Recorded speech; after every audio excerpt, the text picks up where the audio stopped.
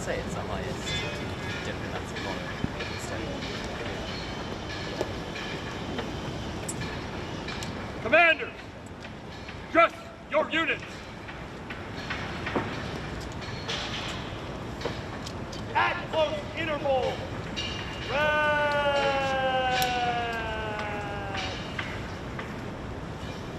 Right.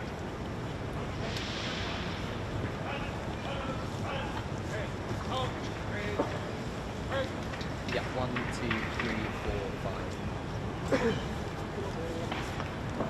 Good. At close interval. Dress. Right. Just remind them that they have live shots of actual television as well. Dress. Basically a quick shot of me. At close interval. Dress. Right.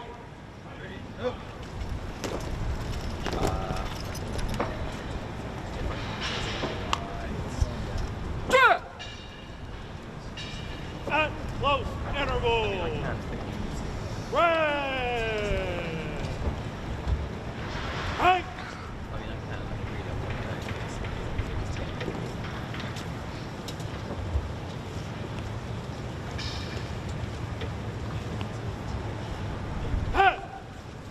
At close interval. Right.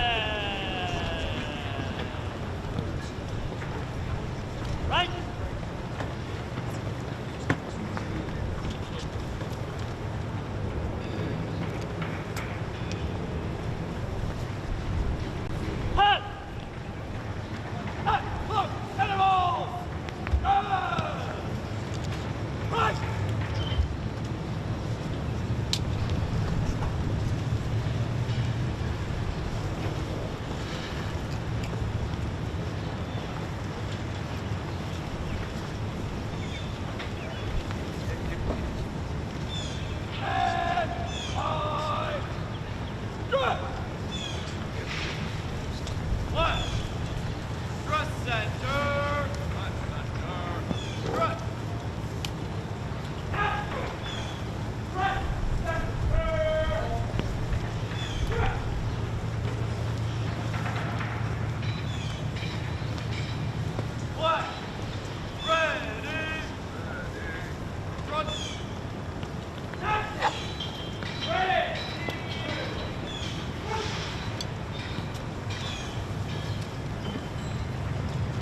Yeah, there's only arm off in there, and it is incredibly wet here on the Ready front! Ready front! Ready front! Ready front! You can probably hear and see hundreds of personality of it, various different pieces here. I'm talking Halt! Dress center! Dress! Officers, dress center! Dress! That one welcoming the king and all the ceremonies, maybe welcoming here. Halt! Ready! Front! Officers, ready! Front! Ceremonial! At east! Halt! Stand at east!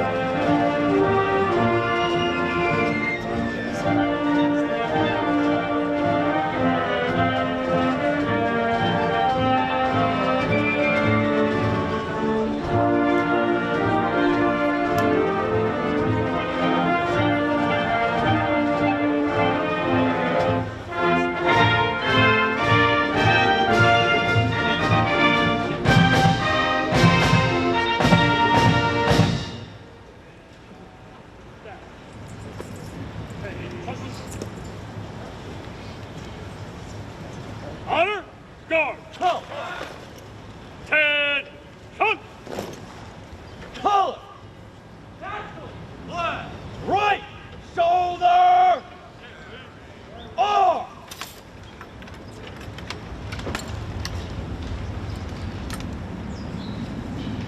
Collar. Ready. Cut.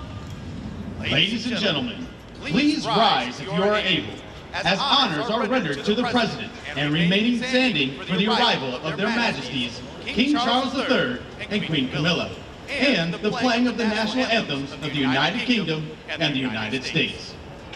Present. Present. Arm.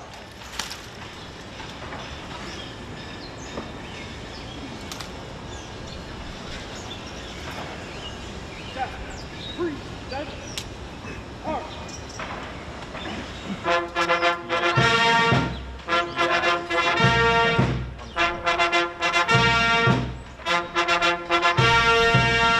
Ladies and gentlemen, the President of the United States, Donald J. Trump, and First Lady Melania Trump.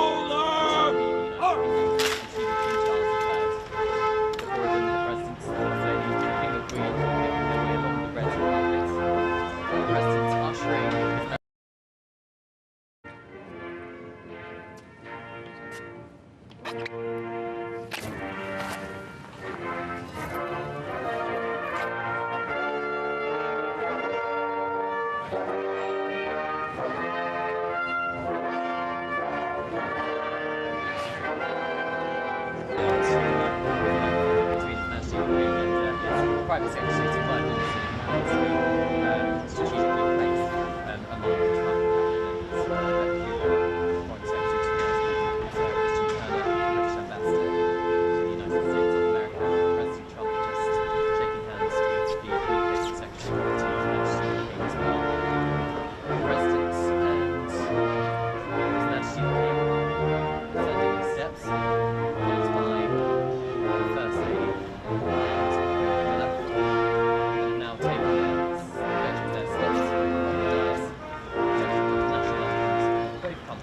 Ladies and gentlemen, the national anthem of the United Kingdom, followed by the national anthem of the United States. Present! Present! Arms!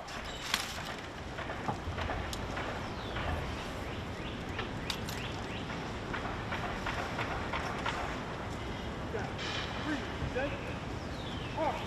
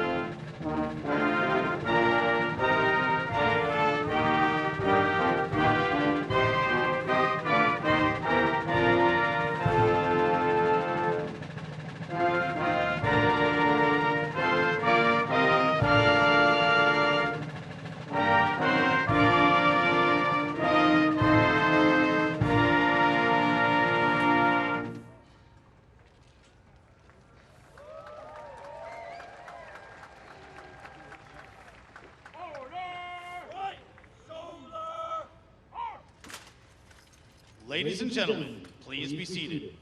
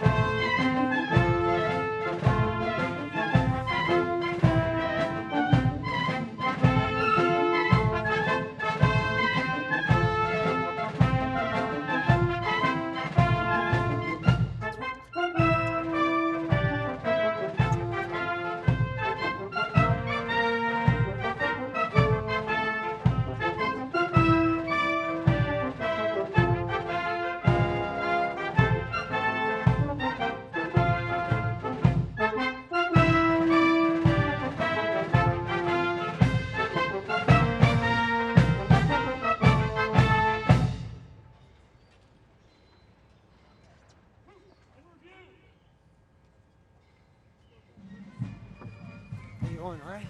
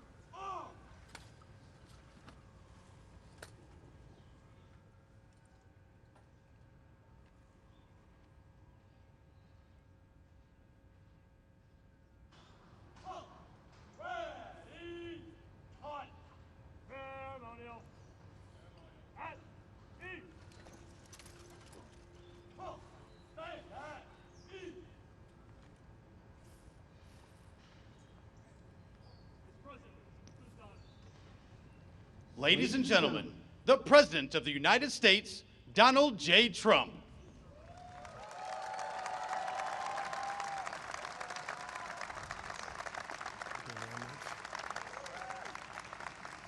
Thank you very much, everybody. What a beautiful British day this is. And it really is. Your Majesties, members of the British delegation, friends, service members, and distinguished guests, welcome to the beautiful White House. Great honor to have you. Melania and I will never forget the spectacular honor Your Majesties showed us during our extraordinary visit to Windsor Castle last September. Now it is our tremendous privilege to host you, and you're going to have a wonderful short stay, but stay nevertheless. Then you're going over to Congress, and you're going to make a speech that's going to make everybody very envious of that beautiful accent of yours. Very elegant. He's a very elegant man. Here in the shadows of monuments to George Washington, Thomas Jefferson, honoring the British King might seem an ironic beginning to our celebration of 250 years of American independence. But in fact, no tribute could be more appropriate. Long before Americans had a nation or a constitution, we first had a culture, a character, and a creed. Before we ever proclaimed our independence, Americans carried within us the rarest of gifts, moral courage, and it came from a small but mighty kingdom from across the sea. For nearly 2 centuries before the Revolution, this land was settled and forged by men, women, who bore in their souls the blood and noble spirit of the British. Here on a wild and untamed continent, they set loose the ancient English love of liberty and the Great Britain's distinctive sense of glory, destiny, and pride. And that's what it is, glory, destiny, and pride.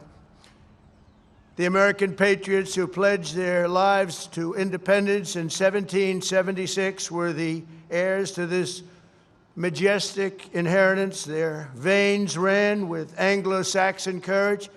Their hearts beat with an English faith in standing firm for what is right, good, and true. In recent years, we've often heard it said that America is merely an idea, but the cause of freedom did not simply appear as an intellectual invention of 1776. The American founding was the culmination of hundreds of years of thought, struggle, sweat, blood, and sacrifice on both sides of the Atlantic. Fate drew a long arc from the meadow at Runnymede to the streets of Philadelphia that ran through the lives of people born and bred on the British code that no man should be denied either justice or right. American patriots today can sing, "My country, 'tis of thee, sweet land of liberty," only because our colonial ancestors first sang, "God save the King." We see today a living symbol of this centuries-old bond, just a few dozen feet to the left where I stand. There, Her late Majesty, Queen Elizabeth, an incredible woman who I had the privilege of getting to know. Queen Elizabeth II, very, very special woman who is very greatly missed on both sides of that mighty Atlantic. Long ago planted a young tree. It was a very young and beautiful tree, and look at it now. It's tripled in size and tripled in strength, very much as our nations have even more than tripled. Like our nation itself, it was laid with British hands but grew in American soil. Today it stands tall and proud, reaching ever higher. And this morning it reminds us that the mightiest of trees, like the greatest of nations, must be anchored by the strongest and deepest of roots. In the centuries since we won our independence, Americans have had no closer friends than the British. We share that same root. We speak the same language. We hold the same values. And together our warriors have defended the same extraordinary civilization under twin banners of red, white, and blue. My wonderful mother, Mary MacLeod, was born in Stornoway, Scotland, the Hebrides, and that's what they call very serious Scotland. There's no question about it. Some places they say, well, it wasn't really Scotland. The Hebrides, that's real serious Scotland. That's where they had their greatest of warriors, their greatest of warriors. She came to America at 19, met my incredible father. We loved him so much. We all loved him. We loved her. We loved him, Fred, and they were married for 63 years. And excuse me if you don't mind. That's a record we won't be able to match, darling. I'm sorry. Just not going to work out that way. We'll do well, but we're not going to do that well. 63 years. And my mother, I just see it so clearly. She loved, and I told the king this, she loved the royal family, and she loved the queen. And anytime the queen was involved in a ceremony or anything, my mother would be glued to the television, and she'd say, "Look, Donald, look how beautiful that is." She really did love the family, but I also remember her saying very clearly, "Charles, look, young Charles, he's so cute." It's my mother. My mother had a crush on Charles. Can you believe it? Amazing how, I wonder what she's thinking right now. But beneath those beautiful flags, 8 decades ago, Prime Minister Winston Churchill and President Franklin Roosevelt famously met on a ship in the North Atlantic to outline a vision for the free world after World War II. That understanding of our nation's unique bond and role in history is the essence of our special relationship, and we hope it will always remain that way. The ship where the two great leaders met was called the Prince of Wales, the very title that His Majesty the King held longer than any other individual in British history, and he held it with great pride and respect. It's said that when Prime Minister Churchill first met this future king many decades ago, he was so impressed, he made the statement, "He is so young to think so much and so well." And the bust of your great Prime Minister rests proudly again in the Oval Office. We're very proud to bring it back. We brought it back. Throughout His Majesty's life, the world has witnessed that same thoughtfulness which first struck Britain's greatest Prime Minister.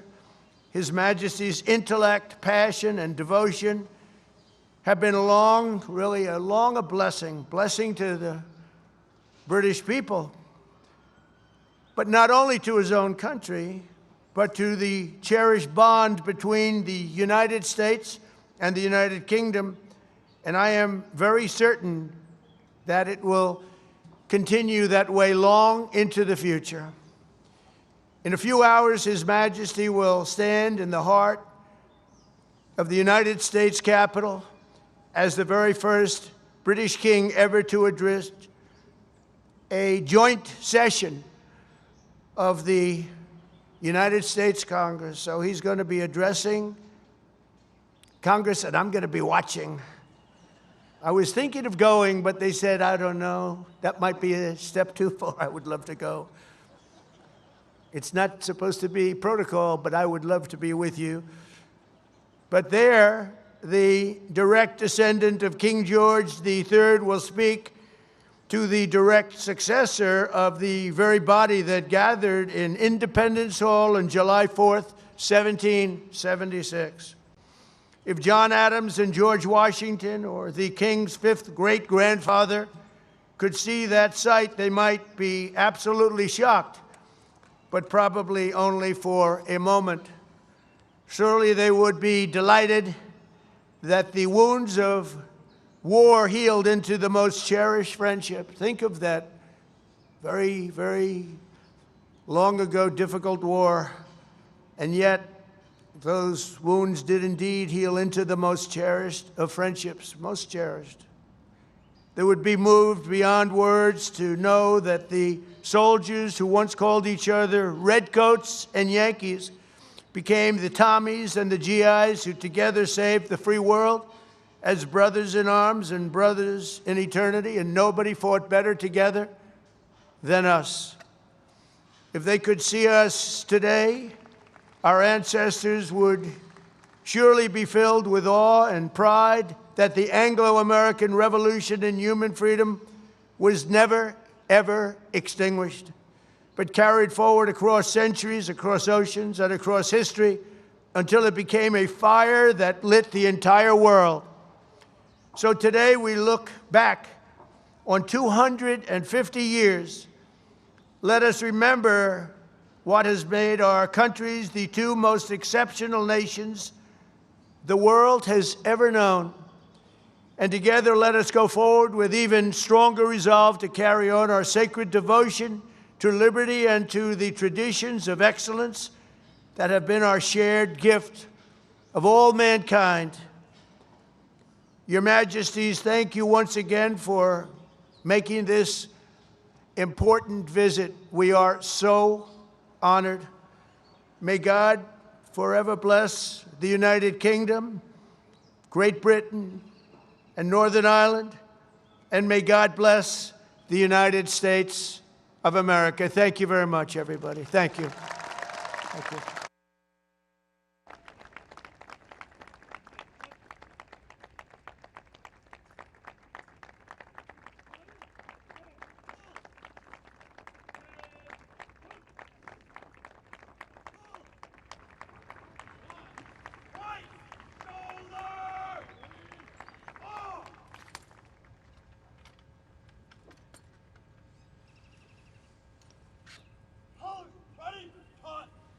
Ladies and gentlemen, please rise if you are able for the conclusion of the ceremony and departure of the official party.